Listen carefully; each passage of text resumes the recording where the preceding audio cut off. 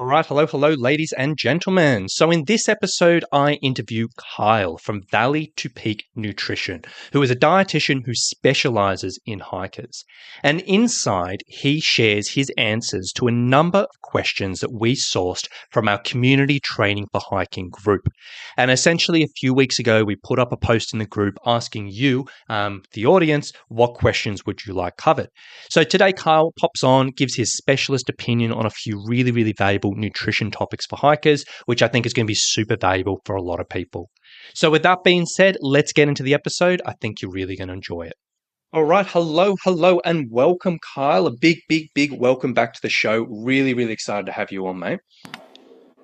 Yeah, I appreciate you having me, Ron. I love the questions that you get from the Summit folks and always enjoy being with you. So I'm excited.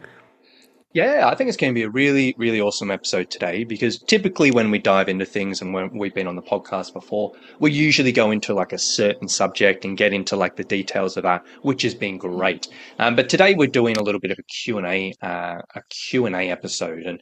And basically for the listeners where this has come from today is, we put up a little bit of a public question up in our new community group, our new Training for Hiking community group, just asking, look, does anyone have any nutrition questions, anything you'd like covered by an expert in the field? And we've got a nice list of questions and stuff that does pop up a lot.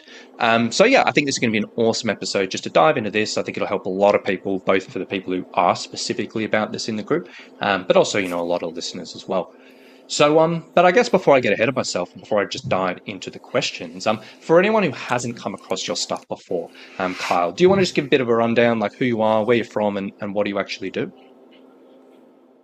Yeah, I'd be happy to. So I'm Kyle Kamp, and I am a dietitian by training. We own and operate and run a nutrition program called Valley to Peak Nutrition, and the kind of our sole focus is to educate and equip people to enjoy the mountains, right? And so a lot of that has to do with nutrition, both in preparation for the mountains. So if they're doing a training program, obviously nutrition goes hand in hand with that. And usually folks have, kind of one of two goals. Either they want to lose weight prior to some big trip while simultaneously training. And so there's a concern there that to lose weight, it's going to come at the expense of their training progression. And so our goal is to design programs for them so that doesn't happen. And then the other arm or the other element of it is the trip itself. And so it's, helping folks understand how to fuel on the trail or, for a lot of adventures anymore, it's sometimes off trail, but really just trying to equip them with the knowledge of how nutrition works, whether it's training leading up to an event or the event in and of itself. And so, yeah, we do that through individual, one-on-one coaching. We do that through different group classes that we've got. We've got different courses that a person can go through that's self-guided. We've got different resources that range from free to really inexpensive. And so, yeah, our whole goal is just to really equip people with an understanding on how it all works so they can go and enjoy their trip and not just have to feel like they're suffering through it. Yeah, and I know from, we work pretty closely together through Summit Strength and Valley to Peak, and we have a lot of our hikers who work with Kyle through this. And yeah, we've seen some really awesome results, awesome feedback, like, a lot of value from going into those things. So it's such a pleasure. Yeah, as always, having your part of that and also being able to share this as a bit more public forum. So I guess with that being said, let's get into the questions. So we've basically got 9 questions we're going to cover. As I said, they were crowdsourced from our new community group just the other day, and we'll just work through them, see what Kyle comes up with, and we'll go from there. So question number 1 is, hiking is my excuse to eat a peanut butter and jelly sandwich. What snacks offer some good energy? I've often heard gummy bears are good, but what quantity? How much is too much? Fresh fruit or dried fruit? Is there any difference on that? So a few questions in there, but let's see, let's go with that to start. Yeah, so when I hear the word, what's a good food for some good energy? When I hear the word energy, I sort of automatically in my mind equate that to fuel. What can I eat on the trail that's going to provide me a decent amount of fuel? And then this person goes on to sort of give some examples in curiosity if those would work. And they range from something most folks would consider really bad, bad for us, like gummy bears, to something most folks would consider really good for us, which are things like fruit. And the answer is all of the above. They go on in that question, though, to ask the most important element, which is how much. How much is good? How much is too much? And, the way that we reference this in our program is what's the dose? And we say totals and timing on the trail matter the most. And really the key element for people to have here, like if they're looking for something to take away and go apply, is what we call the rule of 60. And the rule of 60 says every 60 minutes or so, you need to have about 60 grams of carbohydrate while on the trail. Now, that may not mean a lot to a lot of people, but a more basic way to say that would be this. Every so often, you need to have about 200 calories worth of fuel, whether that's from gummy bears, whether that's from dried fruit, whether that's from whole fruits, is really going to be an individual thing based on what a person likes, based on what a person's stomach can tolerate, based on the intensity of the activity that they are doing, because each of those things is really going to determine not only if it's a good fuel source, but how much of it do they need and how often should they be taking it in. So, it's our natural inclination to think something that's, quote, healthy, like whole fruit, would be a better option than something, quote, unhealthy, like gummy bears. That's not always true. In fact, the fiber from fruit in a really intense training session, or if someone's gaining a lot of elevation, could mess with your stomach, in which case gummy bears may be the better option because they lack fiber.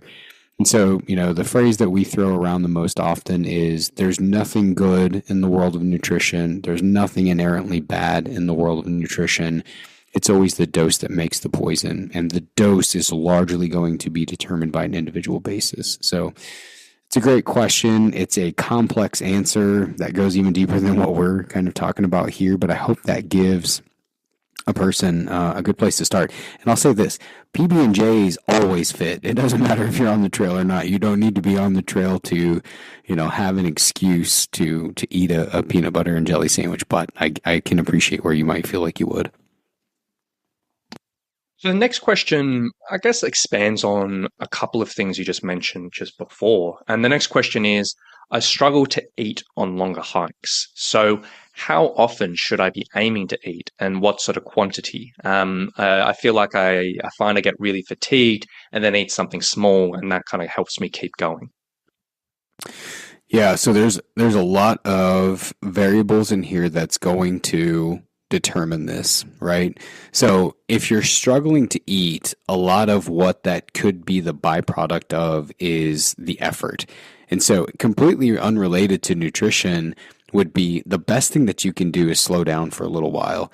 What often happens when we are on the trail is your body is going to give preference in blood flow to the area that needs it the most. And what that means is when you're moving, particularly at a high intensity or a high pace, the body is pushing blood to the legs, which is good, but it means less blood flow going to the stomach, which is bad because that tends to mean less digestion, right? So what we often will do here is try to determine what's causing the source, but then look at other ways to fuel. So like we referenced this just a little bit ago, but you want to focus on easy to digest carbohydrates. Here's 4 things. Easy to digest carbohydrates. You don't want a lot of protein. You don't want a lot of fat, and you do not want a lot of fiber. And the reason behind all of those on the surface level is because those things slow or delay digestion more. So you can imagine if you're eating a snack that has those things, now you've put yourself in a position where the stomach does not get good blood flow, digestion is really poor, and you've introduced 4 things that make digestion even harder. So a lot of times people will lack an appetite as a result of what it is that they're eating. What you would want to take in those scenarios, there's a couple of different options here. Excuse me. You have the option of taking in a liquid fuel. Something like we often recommend Tailwind, but Gatorade could do.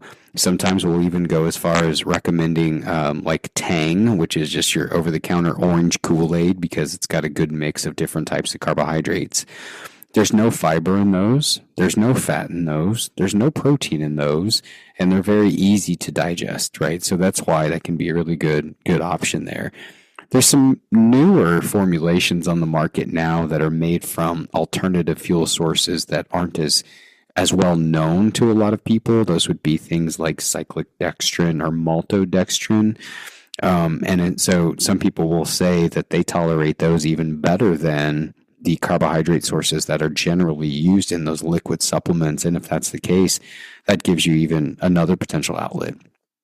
If still you're struggling to eat, you can take with you kind of a contingency or an emergency bag of fuels. And what I'll generally recommend people put in here would be things like Jolly Ranchers or different things, different candies that you can suck on.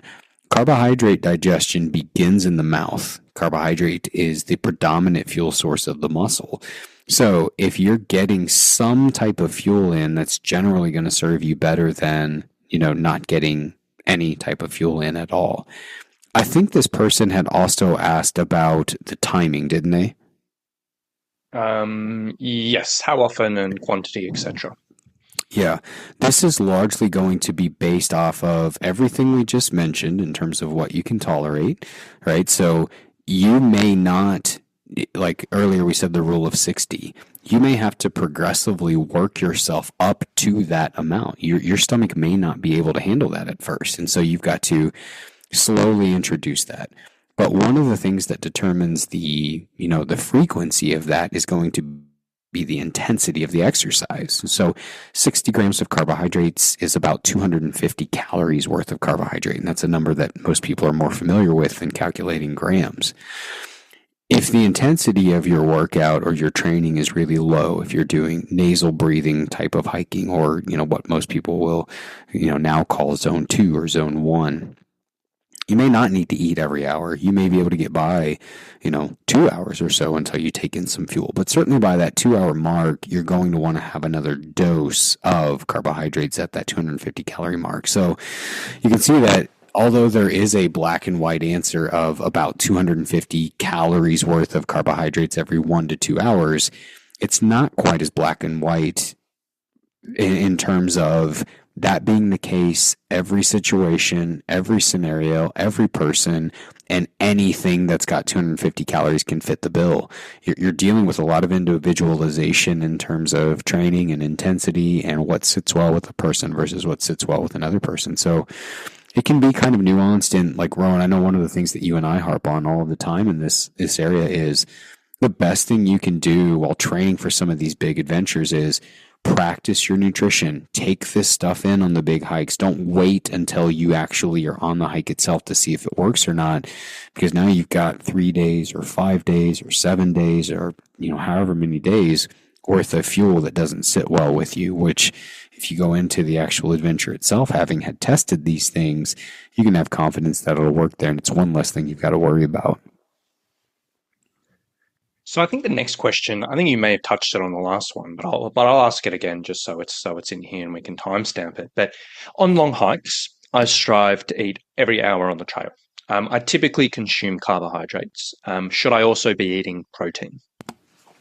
Yeah, that's a great question. That's one that most people don't tend to think about. I think for the most part, your average person is going to recognize the need to eat on trail, and they kind of feel like anything that they get in will do the trick. But our calories and our nutrition is broken down into categories, in 3 main categories, and each of those categories provide their own role in nutrition. And those categories are carbohydrates, proteins, and fats. Carbohydrates' main role is fueling the muscle. The predominant role of dietary fat is to transport nutrients for us, and the predominant role of protein is to recover the muscle. And so if you're not taking that into consideration, you may be missing one of the categories to fulfill their role. you don't really need to start worrying about taking protein in on any longer training sessions until you reach that 4 to 6 hour mark.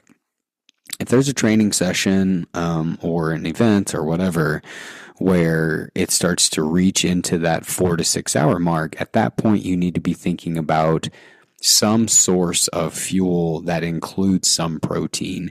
And you're kind of aiming for about 4 parts of carbohydrate to every 1 part of protein. So if you have a snack or a meal strategy that's got 40 grams of carbohydrate, you also want that to have about 10 grams of protein. Now, we started this podcast off talking and kind of joking about peanut butter and jelly sandwiches.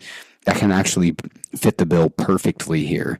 Your average peanut butter and jelly sandwich is going to come in around 45 to 60 grams of carbohydrate and right around 10 grams of protein. So obviously that's dependent on the protein or the peanut butter ratio in there, but that is a good option that, you got fast digesting carbohydrates in the jelly, you got some slower digesting carbohydrates in the bread, and then you've got some protein and a little bit of fat from the peanut butter. So that's a good potential option, but it's not even really something you need to worry about until you start hitting that 4 to 6 hour mark of training. So the next question is there anything we should prioritize in our recovery for hiking again the following day? So I'm guessing after someone hikes and if they need to back up for the next day. I sometimes feel like I'm trying to get in a good meal at the end of the day, which means I might not sleep as well as I could, which makes the next day harder. So should I eat less and then have less energy than I want? So I eat less and then have less energy than I want. Any good tips here? Yeah, I think there's a couple of things. Really, you make a good point, because that evening meal is a prime opportunity to be sure that you fill the muscles back up with good nutrition so they're ready to go the next day. And it's also a good opportunity to get some good protein in so the muscles can recover while you're sleeping and be rested for the next day. The first thing that comes to mind here is, number one, just making sure that you're getting in enough nutrition through the course of the day so that when you end the day, you're not so far behind on your nutrition that you're suffering the consequences from the next day. So I view nutrition as a reservoir. When we're active, it's draining that reservoir, and then when we eat, it fills that reservoir back up. The timing and the approach in which you're trying to fill that reservoir is less important. So, for example, if you eat a lunch and then you don't tend to stop hiking until the end of the evening, you might eat your lunch and stop hiking 2 hours before the end of the evening to eat something, continue on with a little more mileage, and then have a snack at the end of the day. So you might just restructure the timing in which you do things so you have a larger meal earlier and then a smaller meal whenever you make camp at night, so you don't feel like you're having to overstuff yourself and it's compromising your sleep. So, really the core element and the key thing there is you're wanting to make sure that that reservoir is full by way of getting good nutrition in all day long.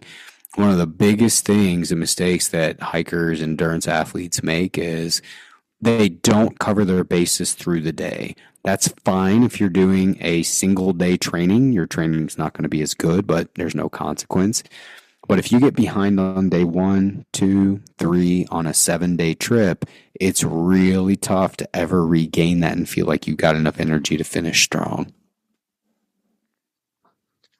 So next question was asking options for protein and meal options when you can't eat the commercial dehydrated meals. They don't agree with my stomach. Yeah, you got a few options here too. Number one, this is by far going to seem like the hardest, but it is the best option. And I will say, I will emphasize the word seem, because it is not that difficult once you get into it. But I would dehydrate my own. Not only does it allow you maximum control over what's in the product, not just in terms of what you can tolerate, but the nutrition. If you need more carbs, you add more carbs. If you need more protein, you add more protein. But you're also, in control of the ingredients in terms of what you can add. We actually have a DIY dehydrate guide on our website that you can check out if you're interested in doing that, and it kind of walks you through step by step what that looks like. We're writing version 2 right now, but if you buy, if you end up buying version 1, which I think is like $5 or $10 or something, we'll send you version 2 when it's done as well. The other option would be, just bringing things in the evening that sit well with you, but maybe don't require a stove, right? So there are lots and lots and lots of websites dedicated to stoveless recipes or even cold soaking. A lot of these dehydrated meals, you can just add water to a couple, 3-4 hours before you're ready to eat them, and they absorb all of that water, and you don't necessarily have to resort to boiling water to heat it. And so you can say, well, that doesn't make sense because I'm asking about dehydrated meals. What else could I do there? Some of those things are not, you don't have to dehydrate them, right? So they're already dehydrated, but they're things that you've added in there and you've created your own without having to worry about it being commercially packaged.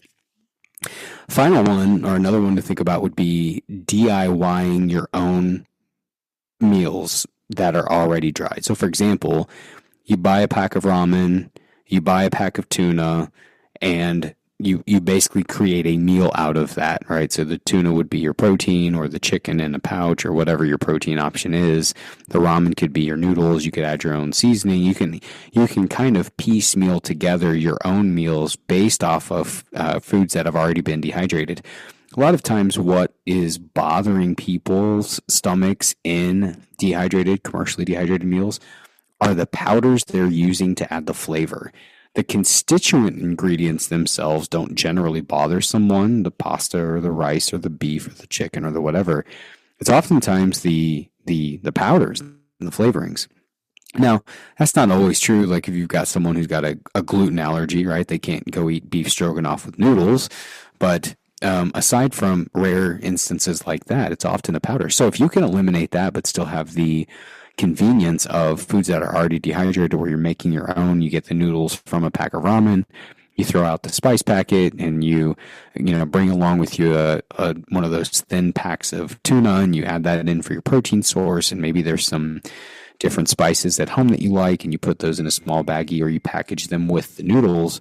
You got a lot of different options there, but I still think, dehydrating your own food sounds like this really challenging, you need to be really skilled type of a thing, and you don't. And I kind of went down that path on my own many, many years ago, having no training, having no previous experience, and I just thought, man, I'm going to figure this out. It doesn't seem like that hard. You remove water from food through a machine, right? And it was that easy. And so our guide essentially walks you through the simplicity of that on how to choose a machine. But it is definitely the best option. And I think once you try it, you'll never go back to buying commercially dehydrated food again. So next question is, since undergoing a couple of surgeries which involved bowel resections, I've been advised to avoid nuts, seeds, and skins to lessen the risk of an obstruction. I've always munched on nuts for a quick fix of protein. What snacks should I eat for a high intake of protein around this? Yeah, so first, I think it's one thing that's important to point out, and I almost made this reference when I was talking about the peanut butter and jelly earlier, is nuts and peanut butter and things like that are not necessarily high protein foods. They are high fat foods that happen to have some protein in them. So my point in saying that to this person is, by being unable to have them, you're not necessarily at a handicap because you're not missing out on that much protein. So instead, I might turn my attention towards foods that do have more protein. And this would be things like jerky or, salami, or quick tuna packets like we talked about earlier that are flavored, or protein shakes and drinks, things of that nature. Now, what they don't necessarily say here is if they're limiting or asking about options on the trail or just in general. And let's assume that it's just in general. What I might say here is, remember, like, we are often tied into thinking that if we are having a snack, it should be snack sized, almost like we're children.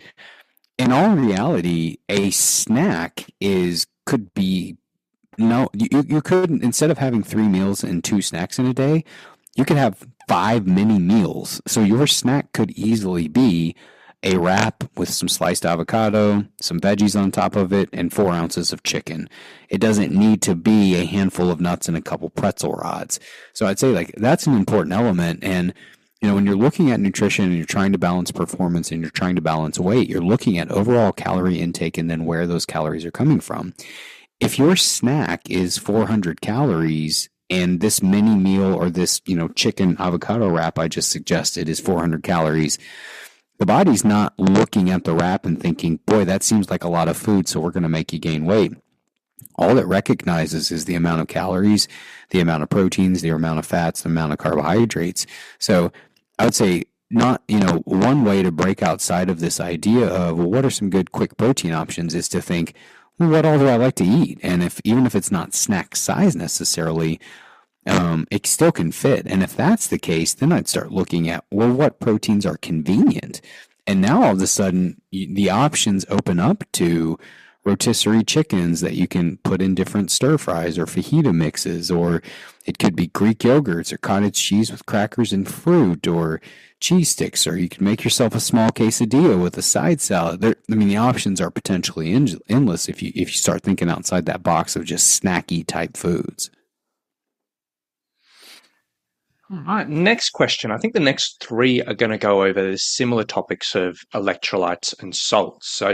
So the first one on this topic is, I sweat way more than my husband, and I feel like I need to drink a lot more water. Is there a way to calculate how much salt or electrolytes to consume to stay balanced, or is it really just trial and error? You have two different directions you can go here, and it's really going to come down to, and it's going to depend on how technical you want to get in this. On the really technical side of things, there are testing strips that you can order. And basically what happens is a company will send you a sticker, what looks like a children's sticker. You'll wear that and you'll go exercise. You'll sweat, you'll peel that off, you'll send it back in for an analysis. And it will tell you exactly what your electrolyte losses were in your sweat, and you can take that to someone who knows what they're doing and come up with a formula that is specific to you. That's on the really technical side of things. On the more practical side of things, and by the way, I'm not suggesting you go and do that. In fact, I always lean more on practical instead of optimal because I just think it's more realistic for most of us. On the other end of things, then I'm looking at different variables and trying to evaluate what my best option here is. So, for example, is it hot outside? Am I sweating a lot? Do I notice there is a sweat ring around my shirt or in the brim or bill of my hat? Do I notice that after a period of time I all of a sudden stopped sweating? If my answers to all of those things are yes, then now I've got good enough belief to think it'd probably be good for me to start adding some electrolytes in these training sessions. If it's winter and it's cloudy or it's nighttime and I'm not sweating a lot, I probably don't need, or I'm not going to benefit from, an additional electrolyte supplement. So I'm just trying to really, evaluate what all my options are based on just practical information and knowledge. Now, if you go and you look at the question of, water intake, is there a way to calculate it? Yeah, we've got formulas that you can use to calculate it. A very simple formula is you're trying to drink the number of liters of water per 1,000 calories you consume. So you drink 2 liters of water for every 2,000 calories that you consume. Now, this is as tailored as nutrition because everybody needs varying amounts of water and varying amounts of electrolytes. I think the best litmus test for this is this, as simple as it's going to sound. What color is your pee? Is it dark yellow? Is it almost brown? You're behind. You need to drink more. Is it clear? Is it straw yellow and really, really, really light and you're peeing a lot? You're probably good. You're not going to necessarily benefit from adding even more to that. And so again, there's a lot of optimum formulas, but in a day and age where we are trying to optimize everything and analyze everything and wearing data this and wearing data that, is it practical for us to go in and throw in these analysis too? Some people might say yes. My argument and observation in the years that we've worked with people is by taking the more practical approach, like I just described, most people are going to do that and achieve better results. Whereas if you're waiting for optimum results and you start doling out all of these different things and metrics for people to go watch, they quit because complexity kills compliance. So keep it practical. If you've got a lot of variables telling you that you're losing a lot of sweat, take some electrolytes in. If not, I wouldn't worry about it until something tells me I need to worry about it. If my pee is really, really dark, then I know I need to drink more. If my pee is really, really light, I know I'm probably good where I need to be at. And I'm just using those every day and trying to evaluate, and then adjust based on that. So the next question was, I always have problems with salt electrolyte tabs and powders. I prefer to simply drink water because the addition of supplements to the water make me feel a bit nauseous after drinking. I don't know if it's the key nutrients or the minerals that bother me or the fact that I strongly dislike sweet drinks. Is there another way to replace lost salt minerals during a long, hot hike? Yeah, but that's a good one. You're still probably going to come up against the barrier of dealing with something sweet, right? So like the companies have started to make what they're calling straight to mouth electrolytes, which is basically where you take, like if you can remember as a kid opening a pixie stick and just shooting it back in your mouth, it's basically the same thing. Now, what that prevents is you having to drink this whole bottle of stuff that you don't like, but you're also still probably chewing on something that tastes like a sweet tart. The thing that I probably lean on here is making your own. Most of these are simply water, some flavoring, some carbohydrate, and some salt and other elements added to it, most of which you can do at home. And we've actually got a recipe on our website that you can create some of that stuff at your house. So the nice thing about that is you can tailor the sweetness or none to it. And so you can leave all of the sweetness out and, get the electrolytes. Companies have started making unflavored versions of this. Like the one that comes to mind is a Naked Tailwind, and that tends to be less sweet than some of the other ones. One thing that could be bothering you is the concentration of carbohydrate that you're taking in, because again, like I said earlier, if your stomach's not used to taking that in and you all of a sudden start trying to, it's going to revolt. It's going to recognize there's a lot there and it doesn't sit well with the people. So it doesn't sit well with someone. You could be trying to drink it too fast. It could be too high of a load for you. There's a lot of different variables that play in there, but I think in that scenario, I'd probably go back to trying to make my own. And then the final question is, are LMNT salts, and I'm not 100% sure what that stands for, so you might have to break that down, but are LMNT salts superior to over-the-counter electrolytes that I might be able to buy here or in Europe? Also, years ago, you had to mix the exact ratio of water to an electrolyte packet to get the right ratio. Is this still a thing? Yeah. Yeah. So LMNT is a company here in the United States, and they pronounce it element, like the elements of sodium, magnesium, etc. And it's a really, really heavy salt drink. And so, like, you go back to the ratio, they basically give you options here. And they say if you want it really, really salty, then mix it with 8 ounces of water. If you want it salty, but not quite like you're drinking seawater, then mix it with 12 ounces. And if you're, less inclined to want the sodium, or you don't want it to be real salty, then you can mix it with 16 or 20 ounces of water. So the ratio depends on really how salty you want it.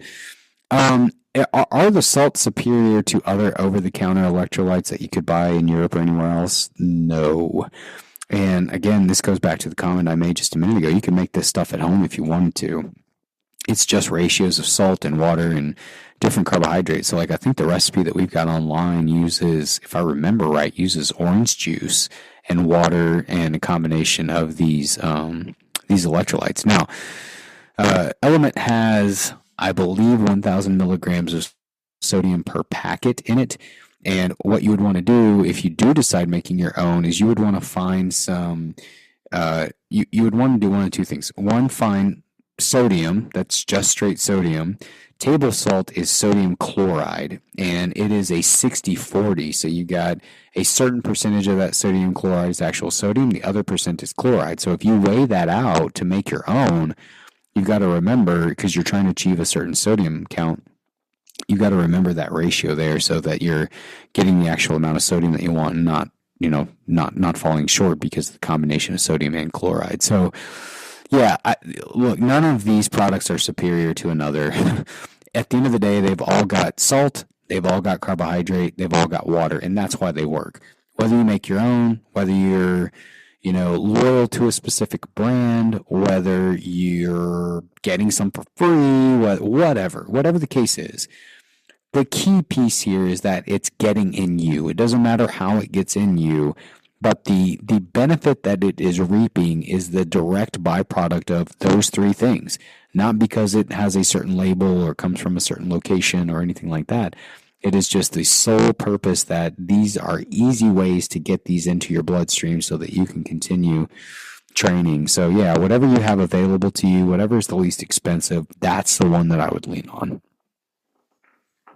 Fantastic. Well, that is all the questions, and I feel like we've covered some really, really good stuff, and hopefully this sorts out the people who reached out, but also a lot of other people who may be thinking the same things. So absolutely fantastic. So I guess before we wrap up, then, if anyone did want to find a little bit more about what you do, like find your stuff online, potentially get some of those bits and pieces you mentioned on the call, or even potentially work with you in another capacity.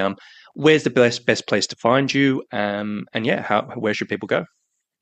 Yeah, those were great questions too, everyone. So yeah, we love having stuff like that. If you're not in Rowan's group, we do a bi-weekly Q&A within the group where you can join and you can ask as much personal information as you want, and we'd be glad to help you. All of our nutrition specific stuff is housed in our business, and that's called Valley to Peak Nutrition. Our website is v2pnutrition.com, and the 2 is the number 2, and all of our social media pages and podcasts and all of that are filtered under that website. So if you Google Valley to Peak Nutrition, you should be able to find it all. But we do a podcast covering a broad array of nutrition topics too. And then, like I said, the stuff that you and I work together on, Rowan, is super helpful too. So yeah, if we can do anything to help, we'd be glad to. Fantastic. Well, I'll get a bunch of links popped in the show notes below. So if anyone does want to check it out, just scroll down below into the show notes, and you'll be able to get involved. So with that being said, I think this has been an awesome episode today. So as always, I want to say a big thank you for coming on board the podcast, sharing your wisdom, sharing your knowledge, and I really do hope a lot of people enjoy this. Yeah, absolutely. I appreciate you having me, Rowan. It's a joy to work together. Appreciate you. Appreciate the Summit Group and Andrea, and always my pleasure. Happy to do them anytime.